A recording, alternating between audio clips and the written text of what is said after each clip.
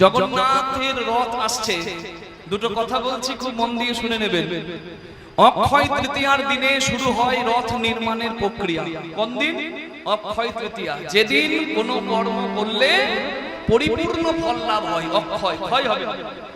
সুদামা সেই দিন একটু দিয়েছিল চিরে গোবিন্দকে, আর গোবিন্দ 4 ভাগ ঐশ্বর্যের 1 ভাগ সুদামাকে দান করে দিয়েছিল। সেই অক্ষয় তৃতীয়ার দিনে রথ নির্মাণের কাজ শুরু হয়। হরি বল। আর স্নান যাত্রার দিনে জগন্নাথের জ্বর আসে। 7ই জুন 11ই জুন কালকে গতকাল স্নান যাত্রা পার করেছি। স্নান যাত্রা, এই যে স্নান যাত্রার দিন, এই দিন কি হয়? জগন্নাথকে স্নান করানো হয়। পূর্ব দিক উত্তর দিকের কুয়া আছে, সেই কুয়ার জল 108 বালতি 108 কলসি তুলে এনে সুগন্ধি এবং ভেষজ দ্রব্য দিয়ে পরিশুদ্ধ করে জগন্নাথকে, বলভদ্রকে এবং সুভদ্রা মাকে এবং